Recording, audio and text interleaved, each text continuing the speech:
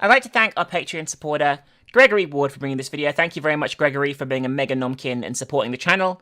Thank you so much, and I hope you guys enjoy this special Creepypasta video that was created purely because of the support of people on Patreon. If you want to check out our Patreon, the link is in the description. It helps fund this channel, and it's going to bring you some cool stuff. We're definitely going to have a movie review next month as a result of Patreon support, and it's really fucking awesome. So thank you so much, Gregory, and I hope you guys enjoy this amazing video. Hi guys, it's Minx here. Hope you're doing super nom today. For this month's Creepypasta video, I thought I'd have a blast from the past and look at Jeff the Killer, the original Creepypasta. It's fairly bad by all accounts and standards, but I've never actually read it myself, so this would be an interesting delve for me into the birth of the meme, let's say that. So I'm gonna read through it, maybe give my thoughts as well. I hope you guys enjoy this video. Excerpt from a local newspaper. Ominous unknown killer is still at large. After weeks of unexplained murders, the ominous unknown killer is still on the rise. After little evidence has been found, a young boy states that he survived one of the killer's attacks and bravely tells his story. I had a bad dream and I woke up in the middle of the night, says the boy. I saw that for some reason the window was open, even though I remember it being closed before I went to bed. I got up and I shut it once more. Afterwards, I simply crawled under my covers and tried to get back to sleep. That's when I had a strange feeling, like someone was watching me. I looked up and nearly jumped out of my bed. There, in the little ray of light illuminating from between my curtains, were a pair of two eyes. These weren't regular eyes. They were dark, ominous eyes. They were bordered in black and just plain out terrified me. That's when I saw his mouth, a long, horrendous smile that made every hair on my body stand up. The figure stood there, watching me. Finally, after what seemed like forever, he said it. A simple phrase, but said it in a way only a madman could speak. He said, "Go to sleep." I let out a scream. That's what sent him at me. He pulled up a knife, aiming at my heart. He jumped on top of my bed. I fought him back. I kicked. I punched. I rolled around, trying to knock him off me. That's when my dad busted in. The man threw the knife. It went into my dad's shoulder. The man probably would have finished him off if one of the neighbours hadn't alerted the police. They drove into the parking lot and ran towards the door. The man turned and ran down the hallway. I heard a smash like glass breaking. As I came out my room, I saw the window that was pointing towards the back of my house was broken. I looked out to see him vanish into the distance. I could tell you one thing. I'll never forget that face. Those cold, evil eyes and that psychotic smile. They will never leave my head. Police are still looking for this man. If you see anyone that fits the description in this story, please contact your local police department. So, I'm trying to read this seriously, but I guess in my head I'm thinking, wow, this was really a meme. This became one of the memeiest of memes. One of the worst games of all time was based on Jeff the Killer. In fact, many terrible games have been based on Jeff the Killer. So I'm sorry if I sound like a little silly, but you know, I'm doing my best, guys. I'm doing my best. I just can't help but think of the meme in the back of my head. Jeff and his family had just moved into a new neighborhood. His dad had gotten the promotion at work, and they thought it would be best to live in one of those fancy neighborhoods. Jeff and his brother Lou couldn't complain though. A new, better house. What was not to love? As they were getting unpacked, one of their neighbors came by. "Hello," she said. "I'm Barbara. I live across the street from you. Well, I just wanted to introduce myself and to introduce my son." She turns around and calls her son over. "Billy, these are our new neighbors." Billy said hi, and he ran back to play in his yard. Well, said Jeff's mum, I'm Margaret and this is my husband Peter, and my 2 sons, Jeff and Lou. They each introduced themselves, and then Barbara invited them to her son's birthday. Jeff and his brother were about to object when their mother said they would love to. When Jeff and his family are done packing, Jeff went up to his mum. Mum, why would you invite us to some kid's party? If you haven't noticed, I'm not some dumb kid. Jeff, said his mother, we just moved here. We should show that we want to spend time with our neighbours. Now we're going to that party, and that's final. Jeff started to talk, but stopped himself, knowing that he couldn't do anything.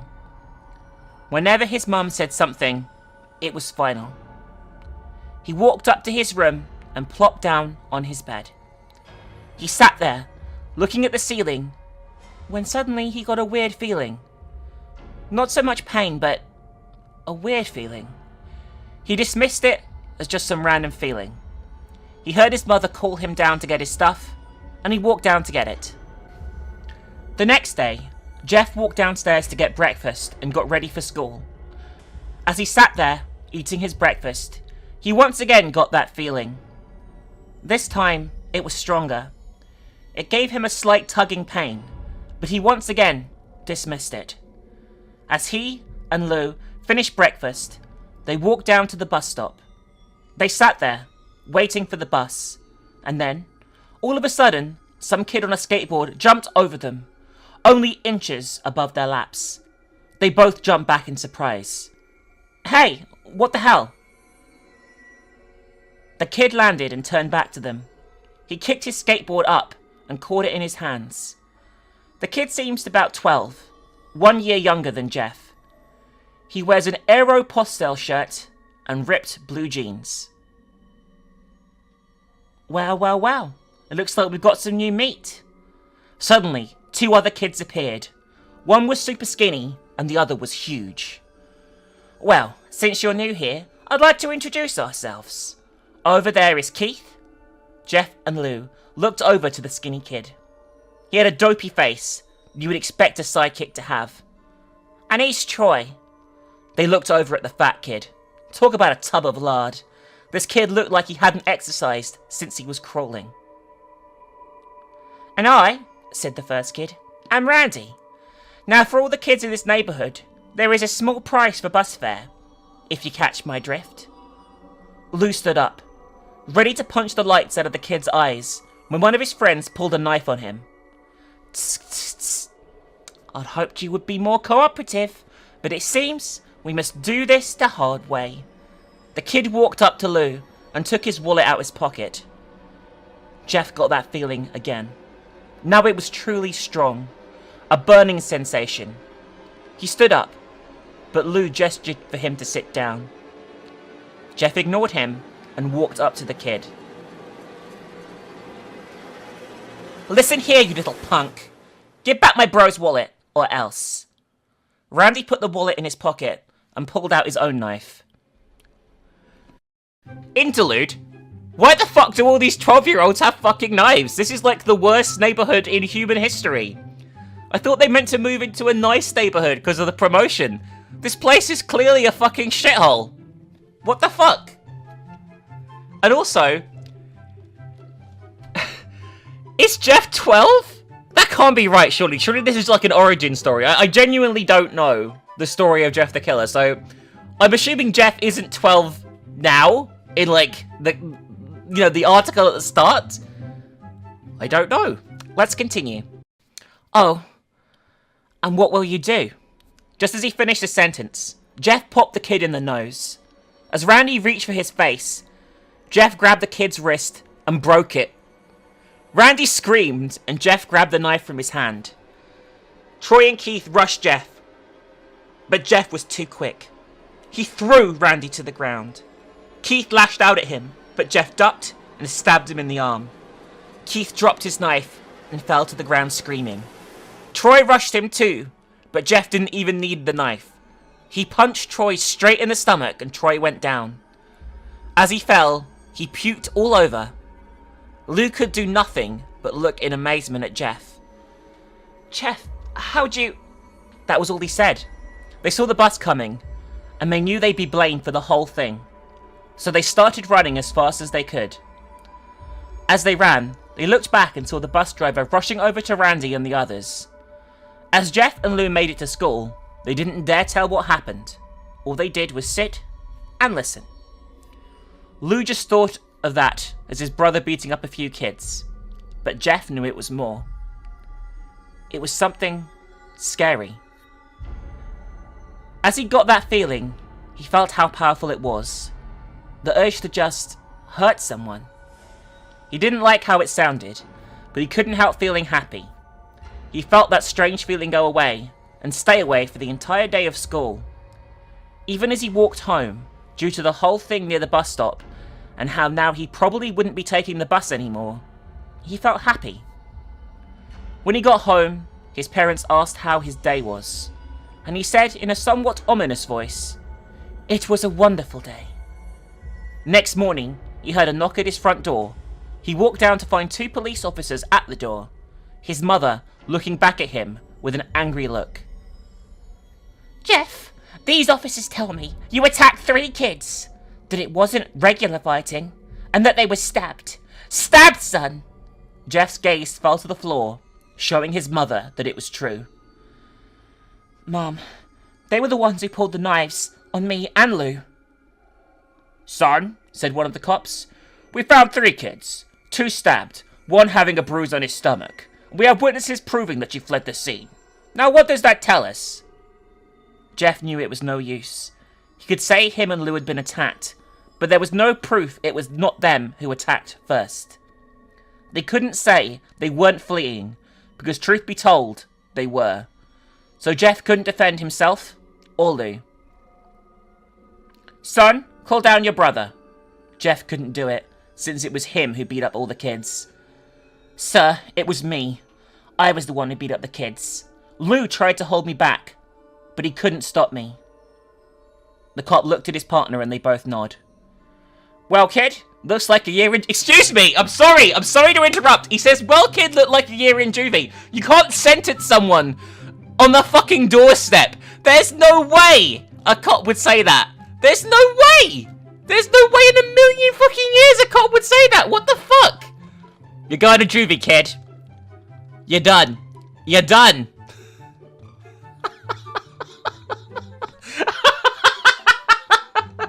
Anyway, sorry. I will continue. "Wait," says Lou. They all looked up to see him holding a knife. The officers pulled their guns and locked them on Lou. "It was me. I beat up those little punks. Had the marks to prove it." He lifted up his sleeves to reveal cuts and bruises, as if he was in a struggle. "Son, just put the knife down," said the officer. Lou held up the knife and dropped it on the ground. He put his hands up and walked over to the cops. "No, Lou. It was me. I did it." Jeff had tears running down his face. Poor bro. Trying to take the blame for what I did. Well, take me away. The police led Lou out to the patrol car. "Lou, tell them it was me. Tell them. I was the one who beat up those kids." Jeff's mother put her hand on his shoulders. "Jeff, please. You don't have to lie. We know it's Lou. You can stop." Jeff watched helplessly as the cop car speeds off with Lou inside. A few minutes later, Jeff's dad pulled into the driveway, seeing Jeff's face and knowing something was wrong. Son, what is it?" Jeff couldn't answer. His vocal cords were strained from crying. Instead, Jeff's mother walked his father inside to break the bad news to him, as Jeff wept in the driveway. After an hour or so, Jeff walked back into the house, seeing that his parents were both shocked, sad, and disappointed. He couldn't look at them. He couldn't see how they thought of Lou when it was his fault. He just went to sleep, trying to get the whole thing off his mind. 2 days went by, with no word from Lou at GDC. No friends to hang out with. Nothing but sadness and guilt. That is until Saturday, when Jeff is woke by his mother with a happy, sunshiny face. "Jeff, it's the day," she said as she opened up the curtains and let light flood into his room. What's today?" asked Jeff as he stirs awake. "Why, it's Billy's party." He was now fully awake. "Mum, you're joking, right? You don't expect me to go to some kid's party after..." There was a long pause. "Jeff, we both know what happened. I think this party could be the thing that brightens up the past days. Now get dressed. Jeff's mother walked out the room and downstairs to get herself ready. He fought himself to get up. He picked out a random shirt and a pair of jeans and walked downstairs. He saw his mother and father all dressed up. His mother in a dress and his father in a suit. He thought, why would they ever wear such fancy clothes to a kid's party? Son, is that all you're going to wear? Said Jeff's mum. Better than wearing too much, he said. His mother pushed down the feeling to yell at him and hid it with a smile. Now, Jeff, we may be overdressed, but this is how you go to make an impression, said his father. Jeff grunted and went back up to his room. I don't have any fancy clothes, he yelled downstairs. Just pick out something, called his mother. He looked around in his closet for what he could call fancy. He found a pair of black dress pants he had for special occasions and an undershirt. He couldn't find a shirt to go with it, though. He looked around and found only striped and patterned shirts, none of which go with dress pants. Finally, he found a white hoodie and put it on. Interlude. What the fuck is going on? Why haven't they been allowed to see their child? Why hasn't he had a fucking court case? He's like a kid! They wouldn't just be like locked up instantly. Like, why are his parents not more concerned? They seem to have got over the fact that Lou is in juvenile hall so quickly. They clearly don't give a fuck. I call parental neglect for the reason of all these families' problems. I really do. I really fucking do. This is just a disaster. What a fucking... And no wonder he becomes a serial killer. His parents clearly don't give a shit. You're wearing that? They both said. His mother looked at her watch. Oh, no time to change. Let's just go, she said, as she herded Jeff and his father out the door. They crossed the street over to Barbara and Billy's house. They knocked at the door, and at it appeared that Barbara, just like his parents, way overdressed. As they walked inside, all Jeff could see were adults, no kids. The kids are out in the yard. Jeff, how about you go and meet some of them, said Barbara. Jeff walked outside to a yard full of kids. They were running around in weird cowboy costumes and shooting each other with plastic guns. He might as well be standing in a Toys R Us. Suddenly a kid came up to him and handed him a toy gun and a hat. Hey, wanna play? He said. No, kid. I'm too old for this stuff. The kid looked at him with that weird puppy dog face. Please, said the kid. Fine, said Jeff. He put on the hat and started to pretend to shoot at the kids. At first he thought it was totally ridiculous, but then he started to actually have fun. It might not have been super cool, but it was the first time he had done something that took his mind off Lou. So he played with the kids for a while, until he heard a noise. A weird, rolling noise. Then it hit him. Randy, Troy, and Keith all jumped over the fence on their skateboards. Jeff dropped the fake gun and ripped off the hat. Randy looked at Jeff with a burning hatred. Hello, Jeff is it? He said.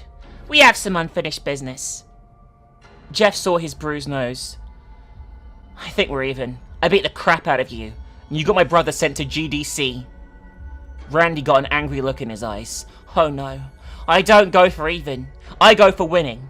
You may have kicked our asses that one day, but not today. As he said that, Randy rushed at Jeff. They both fell to the ground. Randy punched Jeff in the nose, and Jeff grabbed him by the ears and headbutted him. Jeff pushed Randy off him, and both rose to their feet. Kids were screaming, and parents were running out the house. Troy and Keith both pulled guns out of their pockets.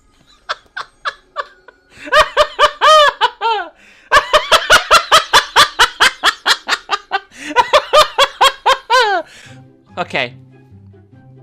Sorry. No one interrupts us or guts will fly, they said. Randy pulled a knife on Jeff and stabbed it into his shoulder. Jeff screamed and fell to his knees. Randy started kicking him in the face. After 3 kicks, Jeff grabs his foot and twists it, causing Randy to fall to the ground. Jeff stood up and walked towards the back door. Troy grabbed him. Need some help? He picks Jeff up by the back of the collar and throws him into the patio door. As Jeff tries to stand, he is kicked to the ground. Randy repeatedly starts kicking Jeff until he starts to cough up blood. Come on, Jeff, fight me! He picks Jeff up and throws him in the kitchen. Randy sees a bottle of vodka on the counter and smashes the glass over Jeff's head. Fight! He throws Jeff back into the living room. Come on, Jeff, look at me! Jeff glances up, his face riddled with blood. I was the one who got your brother sent to GDC, and now you're just gonna sit here and let him rot there for a whole year? You should be ashamed. Jeff starts to get up. Oh, finally! You stand and fight. Jeff is now on his feet, blood and vodka on his face. Once again, he gets that strange feeling, the one in which he hasn't felt for a while. Finally, he's up, says Randy, as he runs at Jeff. That's when it happens. Something inside Jeff snaps. His psyche is destroyed. All rational thinking is gone. All he can do is kill. He grabs Randy and pile drives him to the ground. He gets on top of him and punches him straight in the heart. The punch causes Randy's heart to stop. As Randy gasps for breath, Jeff hammers down on him, punch after punch. Blood gushes from Randy's body until he takes one final breath and dies. Everyone is looking at Jeff now. The parents, the crying kids, even Troy and Keith. Although they easily break from their gaze and point their guns at Jeff. Jeff sees the guns trained on him and runs for the stairs. As he runs, Troy and Keith let out fire on him, each shot missing. Jeff runs upstairs. He hears Troy and Keith follow up behind. As they let out their final rounds of bullets, Jeff ducks into the bathroom. He grabs the towel rack and rips it off the wall. Troy and Keith race in, knives ready. Troy swings his knife at Jeff, who backs away and bangs the towel rack into Troy's face. Troy goes down hard, and now all that's left is Keith. He is more agile than Troy though, and ducks when Jeff swings the towel rack. He dropped the knife and grabbed Jeff by the neck. He pushed him into the wall. A thing of bleach fell down on top of him from the top shelf. It burnt both of them, and they both started to scream. Jeff wiped his eyes as best he could. He pulled back the towel rack and swung it straight into Keith's head. As he lay there, bleeding to death, he let out an ominous smile. What's so funny? Asked Jeff. Keith pulled out a lighter and switched it on. What's funny, he said, is that you're covered in bleach and alcohol. Jeff's eyes widened as Keith threw the lighter at him. As soon as the flame made contact with him, the flames ignited the alcohol in the vodka. While the alcohol burned him, the bleach burned his skin. Jeff let out a terrible screech as he caught on fire. He tried to roll out the fire, but it was no use. The alcohol had made him a walking inferno. He ran down the hall and fell downstairs. Everyone started screaming as they saw Jeff. Now a man on fire, dropped to the ground, nearly dead. The last thing Jeff saw was his mother and the other parents trying to extinguish the flame. That's when he passed out. This was the single most ridiculous thing I've ever fucking read in my life, and it's brilliant. I can see how this became like a fucking meme. What the fuck? This was like a massacre at a children's party. There were 12-year-olds shooting actual guns, knives, people running around screaming. I like the fact that the parents only started screaming when Jeff came downstairs on fire, not after he'd punched somebody to death in the lounge. This is amazing. This is amazing. We're near the end. Let's keep going. When Jeff woke, he had a cast wrapped around his face. He couldn't see anything, but he felt a cast on his shoulder and stitches all over his body. He tried to stand up, but he realized that there was some tube in his arm, and when he tried to get up, it fell out, and a nurse rushed in. I don't think you can get out of bed just yet, she said, as she put him back in his bed and reinserted the tube. Jeff sat there with no vision, no idea of what his surroundings were. Finally, after hours, he heard his mother. Honey, are you okay? She asked. Jeff couldn't answer though. His face was covered, and he was unable to speak. Oh, honey, I have great news. After all the witnesses told the police that Randy confessed to trying to attack you, they decided to let Lou go. This made Jeff almost bolt up, stopping halfway, remembering the tube coming out his arm. He'll be out by tomorrow, and then you two will be able to be together again. Jeff's mother hugs Jeff and says her goodbyes. The next couple of weeks were those where Jeff was visited by his family. There came the day where his bandages were to be removed. His family were all there to see it, what he would look like. As the doctors unwrapped the bandages from Jeff's face, everyone was on the edge of their seats. They waited until the last bandage holding the cover over his face was almost removed. "Let's hope for the best," said the doctor. He quickly pulls the cloth, letting the rest fall from Jeff's face. Jeff's mother screams at the sight of his face. Lou and Jeff's dad stare awestruck at his face. What happened to my face?" Jeff said. He rushed out of bed and ran to the bathroom. He looked in the mirror and saw the cause of the distress. His face. It's horrible. His lips were burnt to a deep shade of red. His face was turned into pure white color, and his hair singed from brown to black. He slowly put his hand to his face. Had sort of a leathery feel to it now. He looked back at his family, then back at the mirror. "Jeff," said Lou, It's not that bad." "Not that bad," said Jeff. "It's perfect." His family were equally surprised. Jeff started laughing uncontrollably. His parents noticed that his left eye and hand were twitching. Jeff, are you okay?" "Okay? I've never felt more happy." "Look at me. This face goes perfectly with me." He couldn't stop laughing. He stroked his face, feeling it. Looking at the mirror. What caused this? Well, you may recall that when Jeff was fighting Randy, something in his mind, his sanity snapped. Now he was left as a crazy killing machine. That is, his parents didn't know. "Doctor," said Jeff's mum, "is my son alright, in the head?" "Oh yes, this behaviour is typical for patients that take in a very large amount of painkillers." "If his behaviour doesn't change in a few weeks, bring him back here and we'll give him a psychological test." What the fuck is going on? "Oh, thank you, doctor." Jeff's mother went over to Jeff. "Jeff, sweetie, it's time to go home." Jeff looks away from the mirror, his face still formed into a crazy smile. "'Kay, mummy." His mother took him by the shoulder and took him to get his clothes. "This is what came in," said the lady at the desk. Jeff's mum looked down to see the black dress pants and white hoodie her son wore. Now they were clean of blood and now stitched together. Jeff's mother led him to the room and made him put his clothes on. Then they left, not knowing that this was their final day of life. Late that night, Jeff's mother woke up to a sound from the bathroom. It sounded as if someone was crying. She slowly walked over to see what it was. When she looked into the bathroom, she saw a horrendous sight. Jeff had taken a knife and carved a smile into his cheeks. "Jeff, what are you doing?" asked his mother. Jeff looked over to his mother. "I couldn't keep smiling, Mummy. It hurt after a while. Now I can smile forever." Jeff's mother noticed his eyes, ringed in black. "Jeff, your eyes." His eyes were seemingly never closing. "I couldn't see my face. I got tired, and my eyes started to close. I burned out the eyelids so I could forever see myself. My new face." Jeff's mother slowly started to back away, seeing her son was going insane. "What's wrong, Mummy? Aren't I beautiful?" "Yes, son. Yes, you are. Let me go get Daddy, so he can see your face." She ran into the room and shook Jeff's dad from his sleep. "Honey, get the gun." She stopped as she saw Jeff in the doorway, holding a knife. "Mummy, you lied." That's the last thing they hear as Jeff rushes them with the knife, gutting both of them. His brother Lou woke up, startled by some noise. He didn't hear anything else, so he just shut his eyes and tried to go back to sleep. As he was on the border of slumber, he got the strangest feeling that someone was watching him.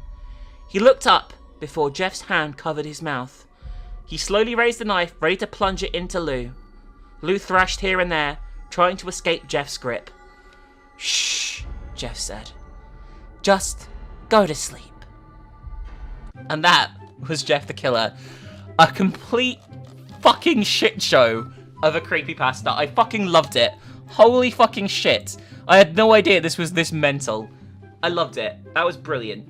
I hope you guys enjoyed my little narration and thoughts there. It's It's obviously pretty badly written. Maybe not really badly written, because I'm not sure I could do better, because my writing's awful. But it's not great in terms of like a standard of writing. There's quite a few mistakes in the text and stuff, and there's just some crazy shit that could never actually happen. And I kind of love it for that. So I can see how it became such a meme. I can see how all these terrible fucking games came from it. I don't see anyone found this scary. It's just comedy gold. And that's what makes it so great. If you want me to revisit some other old Creepypasta classics next month, let me know in the comment section if you have some suggestions. And I hope you guys enjoyed Jeff the Killer, The Birth of a Meme, a dramatic reading by Minx, with insightful commentary such as the stuff that I had been providing. Anyway, thanks for listening, guys. Back really soon. Bye, Nomkins. See you later.